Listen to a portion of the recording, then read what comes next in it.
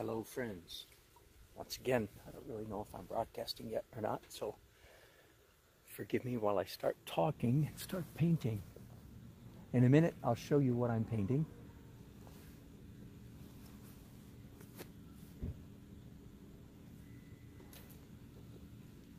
There we go. I'm broadcasting now for sure. Welcome. Thank you for joining me today.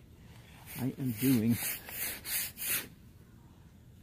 painting of a wedding reception outside Greystone Inn in Roaring Gap, North Carolina. Thank you, ma'am. Nope, I'm good right now. And let me turn you around now and show you what I'm painting. Here we go. Sorry for the rough ride. Whoops. Sorry for the very rough drop the battery, trip over the stand. There you go. Anyway, I'm doing a view, something like that right there. Beautiful place. And while I'm showing you around, yes, let me also show you the beautiful vista here in the background. Looking way down there. Isn't that gorgeous? And if you're a newcomer to my channel, then you are wondering why I face the opposite direction. If you wonder that, then we know you're a newcomer. Because this happens. Hello, Artist Ross. Good to have you on board. This happens all the time. I mean that. I don't mean that literally, like it all. I mean that in the colloquial. This happens all the time. That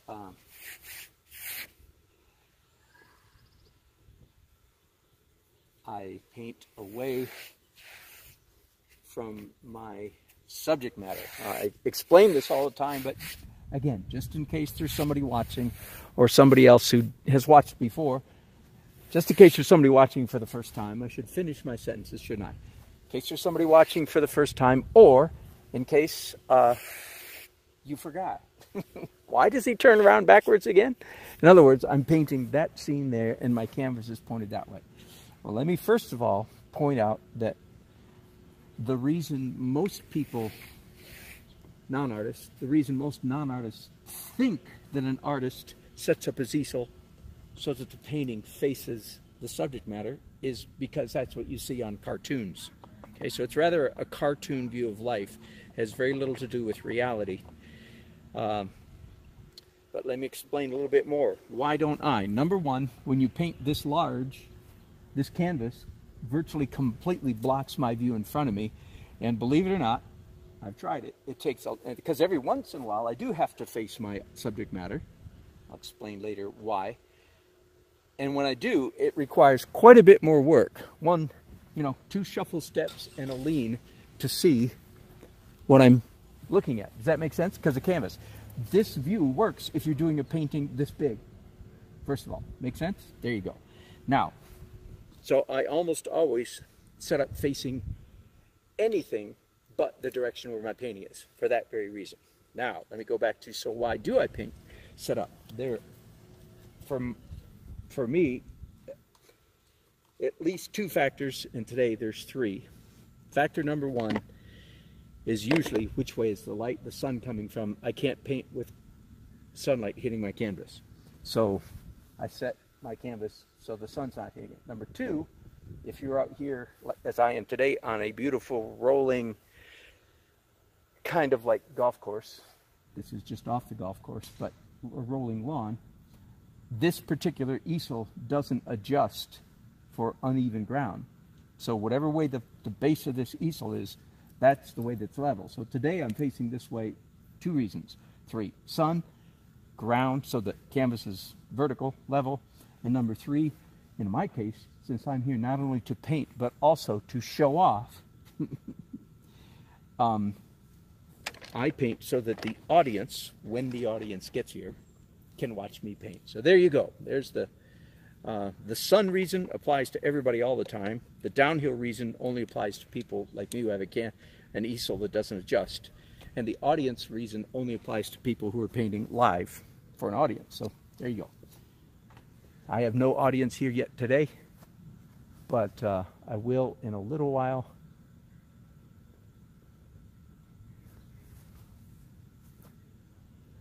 And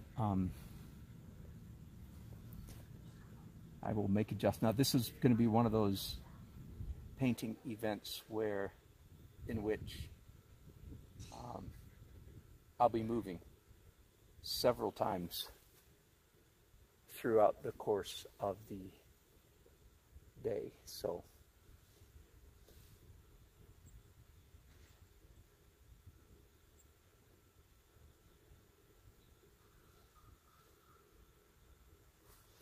there's the angle of the roof. Some nice classic one-point perspective here today.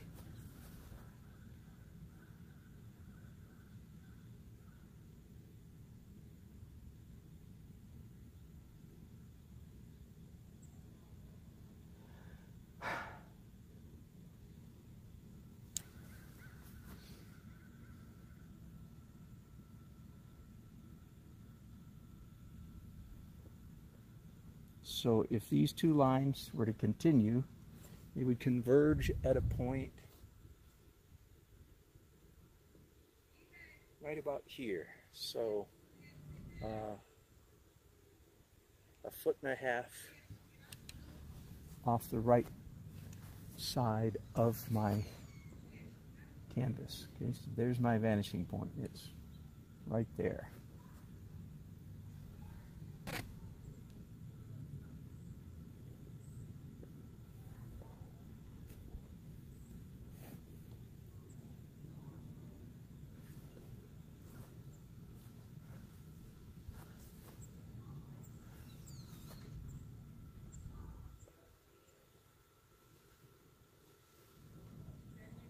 Now, to some of you, my students, to get those two angles right there, I did the old-fashioned, can you see me? Yeah, close enough. I'm holding up my brush against the picture plane, the plane of vision, flat against the plane of vision, and getting the angle like that.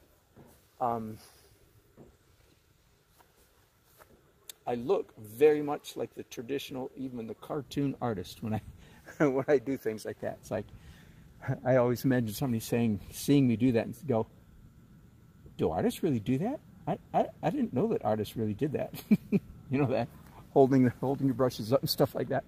Well, the answer is yes. Actually, some of us actually do that. Now, there is a mathematical formula, so I don't mean mathematical, but trigonometry-like formula for calculating if this plane is correct, this building right here, then I know how to calculate the center. But and if I were doing an architectural rendering for an architectural firm, then yes, sitting at my desk, I would do that.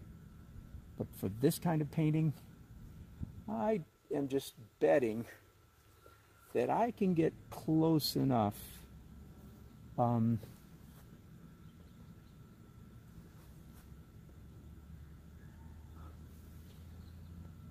just by looking and measuring with my brushes. So the bride and groom are going to be here prominent in the foreground of this, in front of this building. And I always take that photograph in rather heroic proportions, that is to say. Okay, can you see me again? I'll try to stand. You can barely see me. I'll stand here. In other words, when I take the picture of the bride and groom, I'll hold my camera like this so that their heads are above the horizon.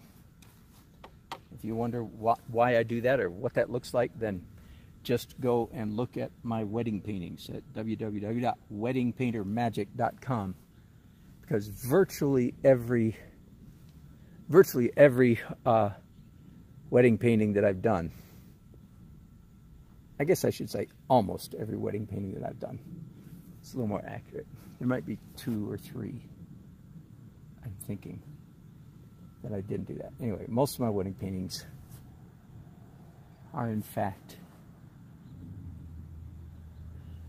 the bride and groom are at that angle.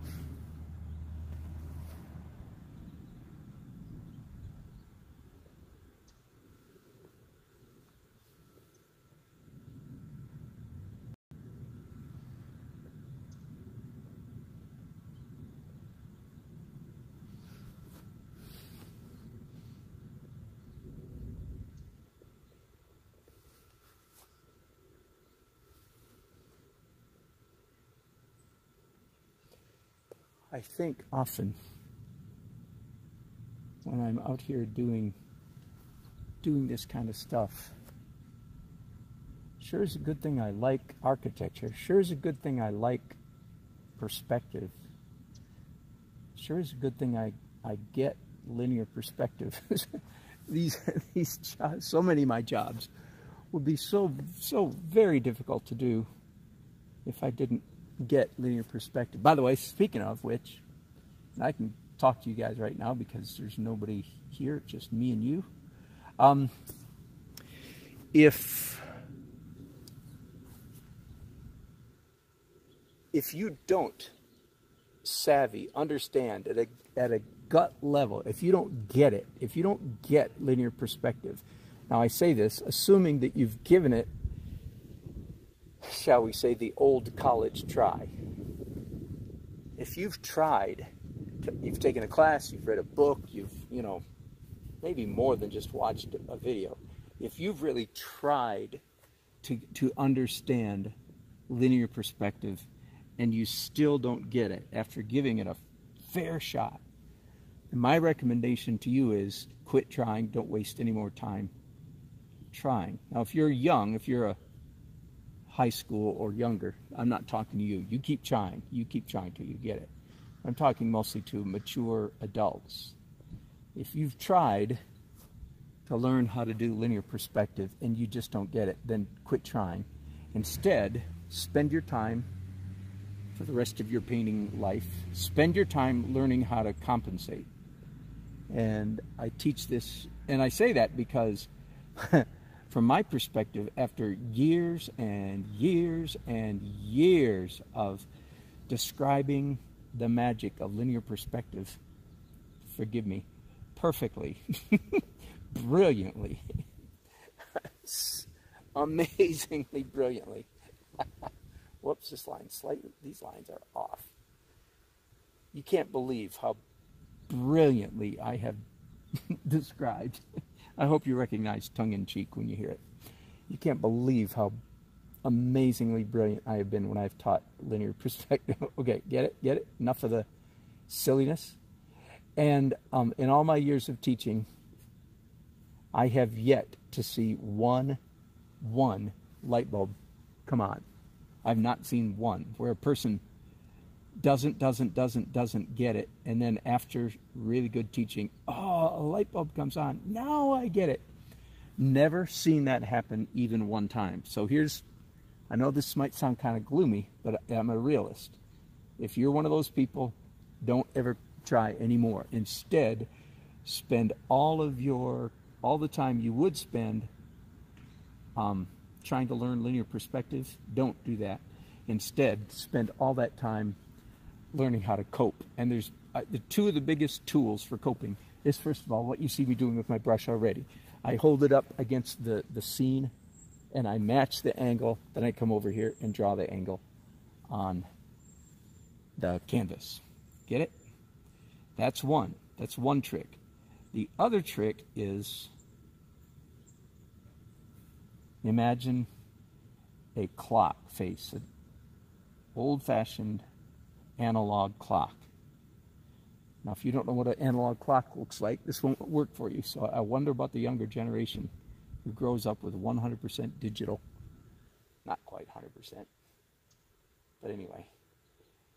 and then you match the angle. So for instance, if you put a clock here and say that's the middle of the clock, what time, minute hand, what time is this pointing to? And the answer is it's about, there's noon, there's 5 till, it's about 7 minutes to the hour. So you can, I think you can get pretty accurate in your estimate. Like there's 10 till, there's 5 till. It's right in between, a little bit closer to the 5 than the 10. So those are 2 tricks that I think you should use, and get really good at that. What happens in reality is people start out in a drawing, they start out working hard, trying to get all the angles right, said that twice. At some point, they say, oh, what the heck, that's close enough, I'm just going to wing it from here.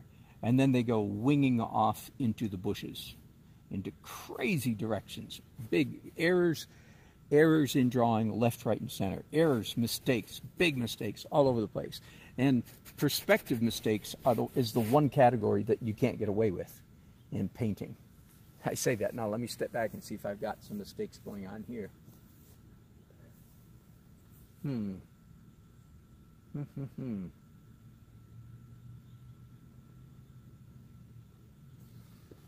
Not sure. I'll step back and I'll make little corrections later on if I need to. Now, big trees over here. First of all, small tree here. A little roof of a lean-to or something over there. Some kind of structure. Okay, big tree.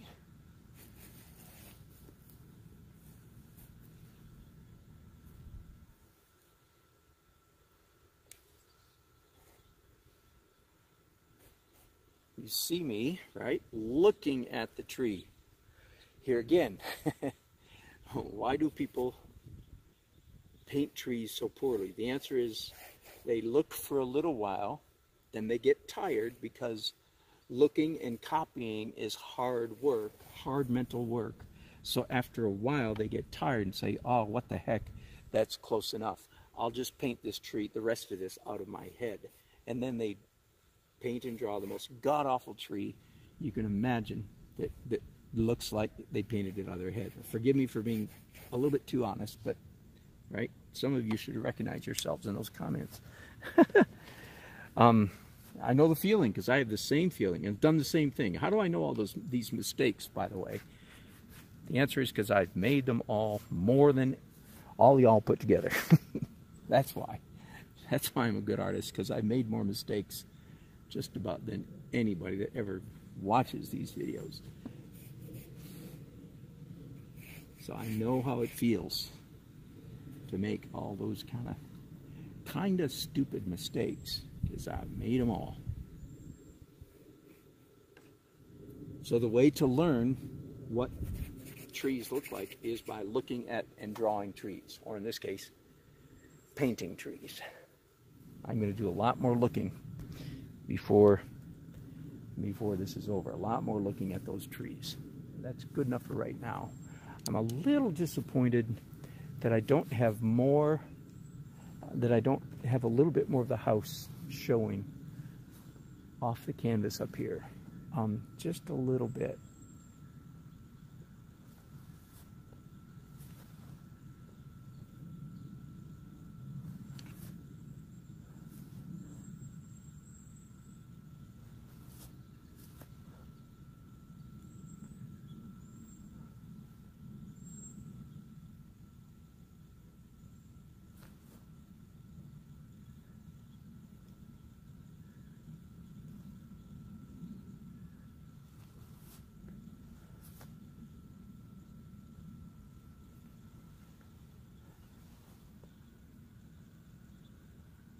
A whole row of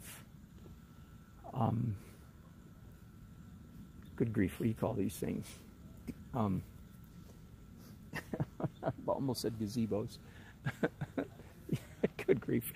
This is a case of I'm so deep into my painting brain, I've lost my language brain.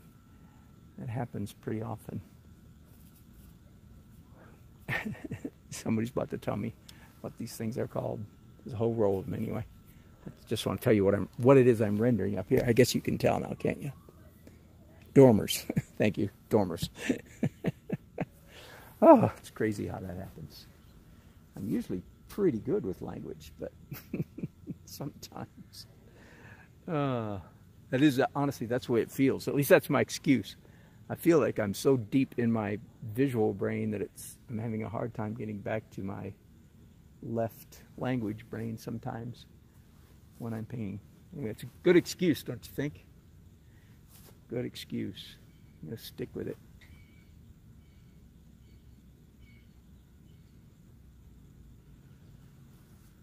A lot of drawing here, eh? A little Canadian came out there, eh? I love being Canadian. Everybody likes Canadians. Plus, we have legal permission to say, hey. Let's think about it for just a few seconds. Think about it from an auditory aesthetic point of view. Americans say, huh. Forgive me, Mom, while I pick on us Americans. I'm also a Yank. I'm also an American citizen. I was born in Canada to Canadian parents. One of my brothers has gone back to his Canadian citizenship. Anyway, Americans, Yanks have to say, huh. And Canadians get to say, hey. Now tell me, come on. Just from a purely auditory point of view. That's all. Just purely the music of the sound. Huh. Cavemanish. Huh. And us Canadians, we get to say, eh? Anyway, there you go. Chime in here. A couple of my Canadian friends, David, Marcus.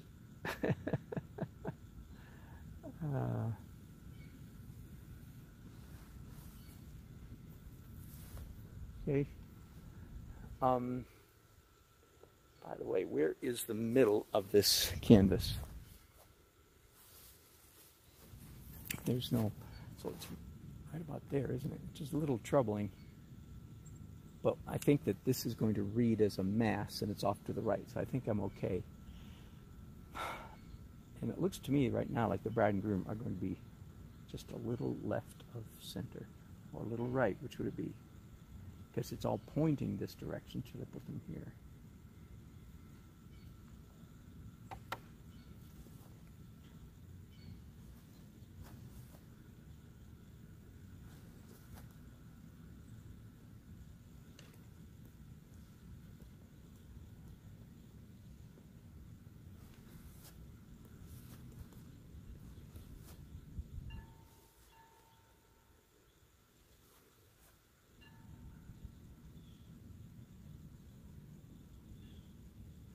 Anybody for some lines?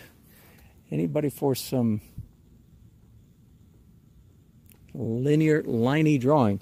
By the way, just again, for those of you who might be joining me for the first time or early on, I didn't used to, many years ago when I was doing this approach to painting, the approach being where I'm building up layers and layers and layers of transparent acrylics. I didn't used to do this kind of drawing early in the process. I would stay messy, messy, messy for a long time and allow the image to grow slowly out of the mess, out of the mist.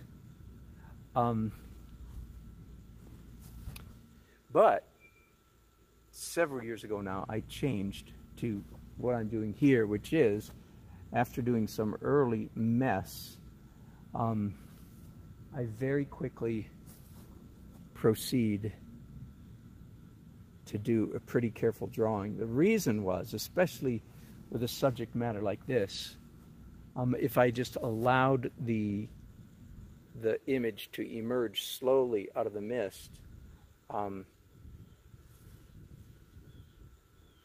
I would get 2/3 of the way through the painting process and then discover, to my irreparable horror, that there were some errors in drawing, that there were some mistakes, some significant mistakes even, in the drawing that were just too late to fix because I was so many layers in. So then I changed to what I'm doing now, which even though I'd rather be just slapping down a whole bunch of messy layers right now, I don't do that because I found myself making too many mistakes. So then I changed my strategy to what you see me doing here.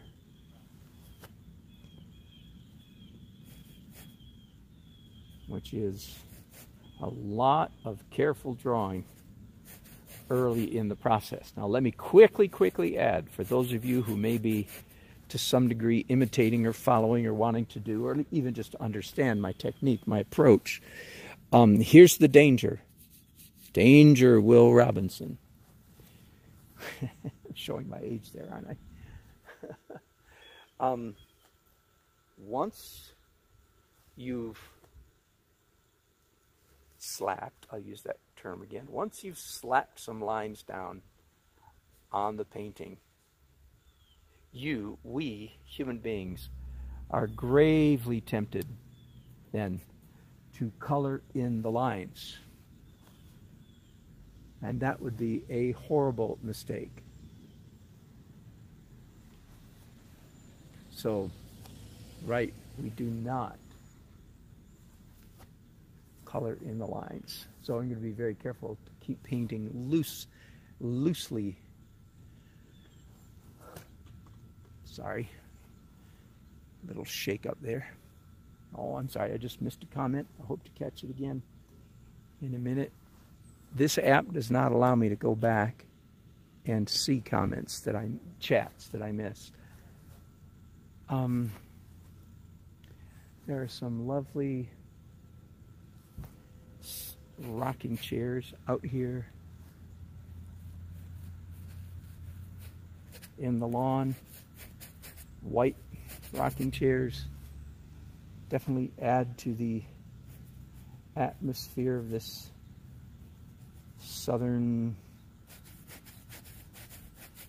southern lodge feeling kind of thing. Okay, I'm going to stop there, give you guys a break, and I'm going to start a separate broadcast. I hope that's all right. And then I could actually rename this one Initial Splash and Drawing. I'll be back in just a few minutes. I'm going to step back and see if I really like this perspective, and I'll be back in just a few minutes. Thanks for watching. Hello, Bruno. Good to hear you. Good to see you again. Thank you. Glad I caught